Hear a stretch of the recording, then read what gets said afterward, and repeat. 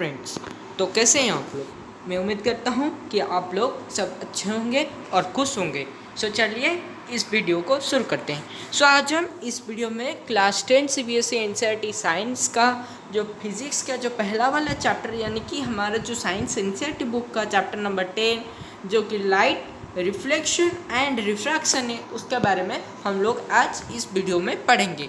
सो चलिए इस लेसन को शुरू करते हैं।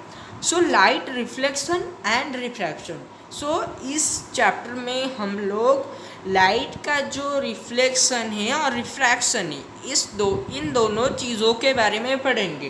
तो जो लाइट का जो रिफ्लेक्शन होता है वो एक अलग फेनोमेना होता है और जो रिफ्रैक्शन होता है वो भी एक अलग फेनोमेना होता है। तो according to the statements given in our book. So हमारे बुक में यहाँ पर जो स्टेटमेंट्स दिए गए हैं तो उस स्टेटमेंट के नज़र से अगर हम देखेंगे तो यहाँ पर जो पहला दिया गया है तो पहला आता है लाइट का जो रिफ्लेक्शन होता है। ओके, तो हम लोग पहले लाइट के बारे में हम लोग यहाँ पर थोड़े लाइट के बारे में कुछ पढ़ेंगे, तो वहाँ उसके बाद हम रिफ्लेक्शन को जाएंगे। ओके, सो यहाँ पर जो स्टेटमेंट्स बताए गए हैं तो ये है कि we see a variety of objects in the world around us. तो हमारे वर्ल्ड में हम बहुत सारे चीज़ें जो हों देखते हैं, जैसे कि मोबाइल फ़ोन हो गया, या फिर मैं जो पढ़ा रहा हूँ आपको ये जो स्टेटमेंट्स हो गए, या फिर आपके जो रूम पर जो टेबल होगा, या फिर आपका जो चेयर होगा और आपका जो पेन होगा, बुक होगा। तो हम लोग बहुत सारे ऐसे जो चीज़ होते हैं, जो चीज़ें होते हैं हमारे दुनिया में, हमारे वर्ल्ड हम जो देखते हैं हमारे वर्ल्ड में बहुत सारी चीज़ें हैं, हम उन्हें देखते हैं। तो however we are unable to see anything in a dark room. पर उसी चीज़ों को जो जैसे कि पेन हो गया, या फिर बुक, कॉपी, चेयर, टेबल जो भी हो गए, या फिर ये स्क्रीन हो गया, अगर ये डार्क हो जाए ओके, तो क्या आप कुछ देख पाएंगे? तो आप लोग कुछ भी नहीं देख पाएंगे। ओके, सो आप लोग कुछ नहीं देख पाएंगे। तो ऐसा क्यों होता है? ओके, सो हम देखते हैं। तो on lighting of the room things become visible. पर अगर हम उस रूम पर लाइट ला दें, ओके, तो उस रूम पर लाइट ला दें तो जो चीज़ें वहाँ पर होते हैं तो वो दिखते हैं। अगर हम रात के टाइम पर हमारे पास इलेक्ट्रिक बल्ब नहीं हो, तो हम कहीं पर जा रहे हों या फिर जो फॉरेस्ट एरिया हो, तो हमें कुछ भी नहीं दिखाई देगा। Okay, so what makes thing visible. तो ये क्या है कि जो इन सारी जो चीज़ें हैं उनको विजिबल बनाता है, जैसे कि हमारा पेन हो गया, या फिर कॉपी, या फिर ये जो स्क्रीन है। तो इस सब चीज़ों ये जो चीज़ें हैं तो इन्हें विजिबल कौन बनाता है? What makes visible this substances. Okay, तो इन चीज़ों को कौन विजिबल बनाता है? During the day the sunlight help us to see the objects. तो दिन के टाइम पर, दिन के समय पर जो सनलाइट होता है वो हमें हेल्प करता है डिफरेंट टाइप ऑफ ऑब्जेक्ट्स को देखने के लिए। Okay, so on an object reflects light that falls on it. तो हर एक ऑब्जेक्ट लाइट रिफ्लेक्ट करता है। ओके, तो मैं यहाँ पर आप लोगों को बताता हूँ, तो आप लोगों को ये जो लाइन है इसको अच्छी तरीके से याद रखना है कि हर एक जो ऑब्जेक्ट होता है वो लाइट को रिफ्लेक्ट करता है। An object reflects light that falls on it. तो हर एक जो ऑब्जेक्ट होता है वो अपने लाइट को रिफ्लेक्ट करता है जो उसके ऊपर आकर गिरता है। ओके, उसके बाद हम लोग अगर देखेंगे यहाँ पर ये बताया गया है कि this reflected light when received by our eyes enables us to see things. तो ये जो लाइट है, इसी रिफ्लेक्टेड लाइट जब हमारे आँखों पर पड़ता है तो हमें दिखाई देता है, जो चीज़ें होते हैं वो हमें दिखाई देते हैं। तो पहले इस वीडियो में मैं आप लोगों को स्टेटमेंट्स जो बुक पर है वो आप लोगों को मैं समझा देता हूँ। अलग एक वीडियो में अलग एक तरीके से मैं लेके आऊँगा जो फिजिक्स का जो ये वाला पार्ट है, रिफ्लेक्शन ऑफ लाइट, इरेगुलर और रेगुलर रिफ्लेक्शन, उसके बारे में सारे डिटेल्स आपको बता दूंगा। ओके, तो we are able to see things through a transparent medium as light is transmitted through it। तो जब हमारे यहाँ पर जो बताया गया है कि जब जो रिफ्लेक्टेड लाइट हमारे आँखों पर आके पड़ता है तब हम कुछ चीज़ों को देख सकते हैं। Okay, so then we are able to see through a transparent medium. तो हम एक ट्रांसपेरेंट मीडियम से देख सकते हैं। ओके, देख सकते हैं, क्योंकि जो लाइट होता है उससे से उस पर पास करके जाता है और वहाँ से फिर से रिफ्लेक्ट होकर हमारे आँखों पर गिरता है आकर. Okay, so we are able to see through a transparent medium as light is transmitted through it. There are a number of common wonderful phenomena associated with light, such as the image formation by mirror. Okay, दुनिया में बहुत सारे wonderful phenomena होते हैं. Okay, wonderful phenomena है जो कि light के रिफ्लेक्शन के साथ एसोसिएटेड है. Okay, so there are a number of common wonderful phenomena associated with light, such as the image formation by mirrors. तो उस तरह के जो वंडरफुल फेनोमेना से एक फेनोमेना है रिफ्लेक्शन ऑफ लाइट, यानी कि formation of image by mirrors. Okay, then वहाँ और एक आता है, पहला आता है formation of image by mirrors, second आता है the twinkling of stars, then beautiful colours of the rainbow, bending of the light, okay, by a medium and so on. तो इस तरह के बहुत सारे वंडरफुल फेनोमेना होते हैं. ओके, देन इसके बाद ये चीज़ आता है कि study of the properties of light helps us to explore them. तो लाइट के जो प्रॉपर्टीज़ होता है, लाइट के जो प्रॉपर्टी है उसको स्टडी करने के बाद, ओके, उसको स्टडी करने के बाद हम जान चुके हैं कि किस तरह से रिफ्लेक्शन होता है मिरर्स पर, किस तरह से रिफ्लेक्शन होता है, रेनबो का फॉर्मेशन कैसे होता है. ओके, सो इस तरह के जो फेनोमेना है तो उसके बारे में हम लोग जान सकते हैं. ओके, तो by observing the common optical phenomena around us, तो हम लोग ये जो कॉमन ऑप्टिकल फेनोमेना जैसे हमारे आसपास होते हैं, ओके, तो उनको देखकर we may conclude the light seems to travel in straight lines. तो हम ऐसे बोल सकते हैं कि लाइट जो होता है एक स्ट्रेट लाइन पर ही जाता है, क्योंकि अगर एक ओपाक ऑब्जेक्ट लाइट के पाथ पर आ जाएगा तो वो लाइट जो होता है वो बेंड नहीं कर सकता है, वहाँ पर रह जाता है और शैडो फॉर्मेशन हो जाता है. ओके, तो ऐसा होता है. पर एक्चुअली ये ट्रूथ नहीं कि लाइट सिर्फ स्ट्रेट लाइन में जाता है. Okay, so the fact that a small source of light casts a sharp shadow of an opaque object points to the straight line path of a light. Okay,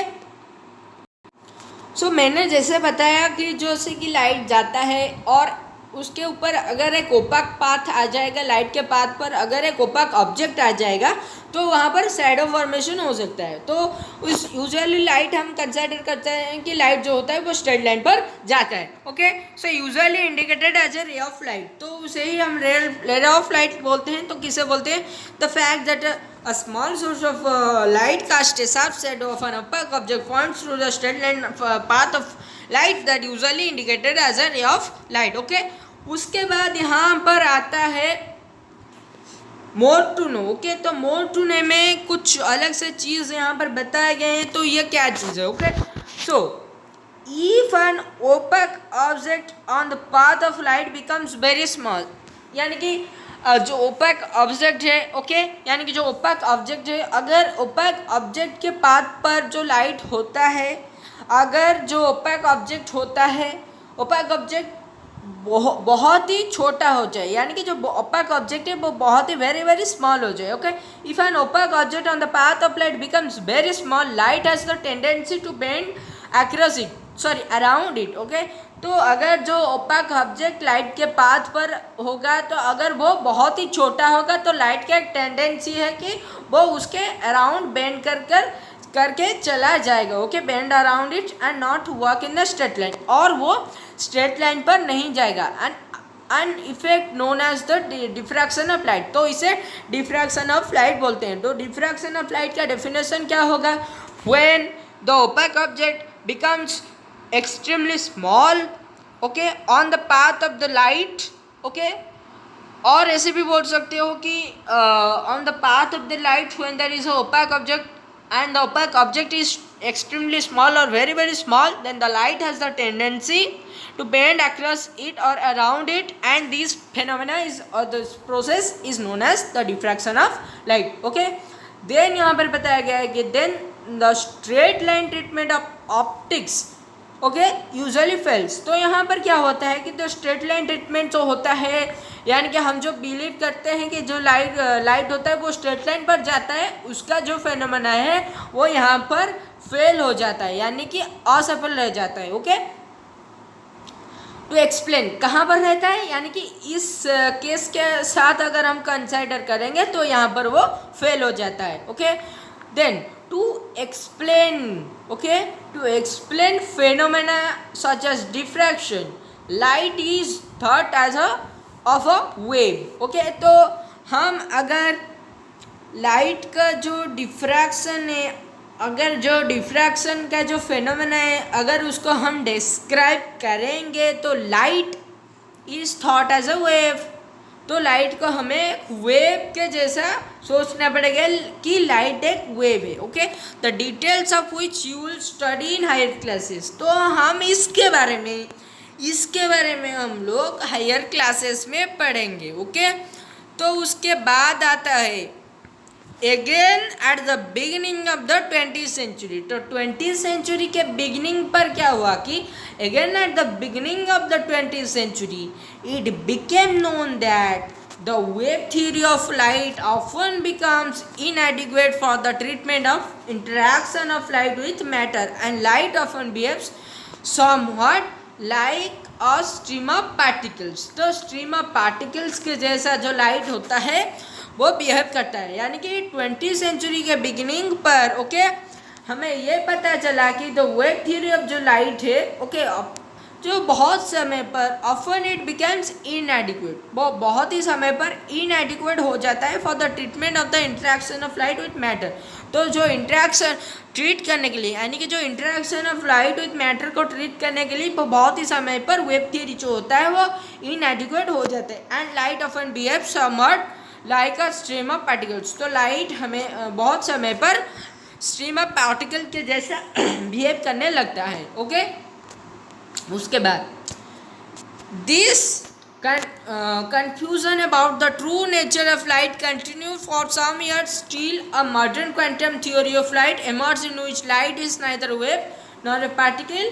The new theory reconciles the particle properties of light with the wave nature. तो यहाँ पर जो चीज़ है कि यहाँ पर ये बताया गया है कि जो ये जो कन्फ्यूज़न रहा कि पहले जो सोचते थे कि वेव थ्योरी है, पर यहाँ पर जो लाइट है जो स्ट्रीम लाइट पार्टिकल्स के जैसा तो लाइट बिहेव करने लगा है. तो ये जो कन्फ्यूज़न अराइज हो गया, तो ये जो कन्फ्यूज़न यहाँ पर था वो ऐसा था कि तो ट्रू नेचर ऑफ लाइट था वो पता नहीं चल पा रहा था कि नेचर यानी कि लाइट का नेचर एक्चुअली क्या है. Okay, confusion about the true nature of the light continued for some years till the modern quantum theory of light emerge. तो जब तक जो मॉडर्न क्वांटम थ्योरी जो लाइट का जो मॉडर्न क्वांटम थ्योरी था वो जब तक नहीं आया तब तक कन्फ्यूज़न में साइंटिस्ट या फिर जो रिसर्चर्स थे वो कन्फ्यूज़न में थे कि लाइट जो है वो एक वेव है या फिर स्ट्रीम ऑफ लाइट के जैसा जो बिहेव कर रहा है उसका कुछ और नेचर है, यानी कि पार्टिकल नेचर है. ओके, तो हम अगर देखेंगे तो in which light is neither a wave nor a particle nature.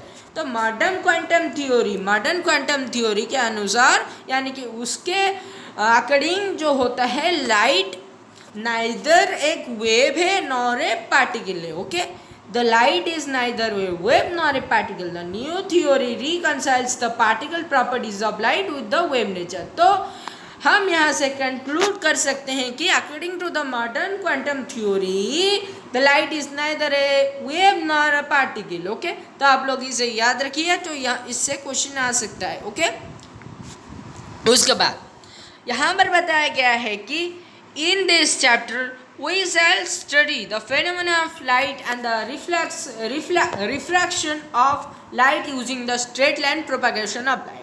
तो इस चैप्टर में हम लोग रिफ्लेक्शन के फेनोमेना के बारे में पढ़ेंगे, उसके साथ साथ रिफ्रैक्शन के बारे में भी पढ़ेंगे. किसको यूज़ करके? And by of light using the straight line propagation of light. तो straight line propagation of light को यूज़ करके हम लोग रिफ्लेक्शन और रिफ्रैक्शन के बारे में पढ़ेंगे.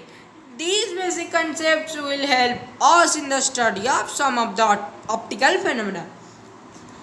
तो इस तरह का जो बेसिक कंसेप्ट है, यानी कि इस तरह के जो बेसिक कंसेप्ट है, तो ये हमें हेल्प करेंगे पढ़ने के लिए बहुत सारे ऑप्टिकल फेनोमेना. ओके, तो this type of concepts will help us to study some of the optical phenomena in nature.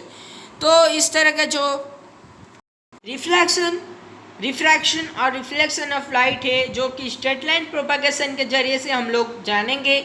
तो यह हमें बहुत सारे बेसिक ऑप्टिकल फिनोमेना के बारे में भी हेल्प करेगा, उसके कंसेप्ट को जानने के लिए भी हेल्प करेगा। उसके बाद we shall try to understand in this chapter the reflection of light by spherical mirrors and the refraction of light and the application in real life situation। तो हम लोग इस चैप्टर में रिफ्लेक्शन ऑफ लाइट, उसके साथ reflection of light पढ़ेंगे, reflection of light by spherical mirrors भी पढ़ेंगे, प्लेन मिरर्स भी पढ़ेंगे और रिफ्रैक्शन ऑफ लाइट के बारे में पढ़ेंगे। और उसके साथ साथ एप्लीकेशन ऑफ जो इसका जो रियल लाइफ में एप्लीकेशन है उसके बारे में भी पढ़ेंगे। सो आज के लिए ये जो वीडियो था ये इतना तक था। Okay, so thank you for watching my video. तो ये इंट्रोडक्शन लाइक जो वीडियो था एक था, तो मैं इसके बाद वाले वीडियो में यहाँ तक ख़त्म कर दूंगा स्फेरिकल मिरर्स। ओके, तो स्फेरिकल मिरर्स को ख़त्म कर दूंगा। उसके बाद उसके वाले जो नेक्स्ट वीडियो में पढ़ेंगे हम image formation bye spherical mirrors पढ़ेंगे, और इसके बाद वाले वीडियो में हम लोग स्फेरिकल मिरर्स और यहाँ पर जो रिफ्लेक्शन ऑफ लाइट पढ़ेंगे। सो आज के लिए thank you. So thank you for watching my video. So नमस्ते।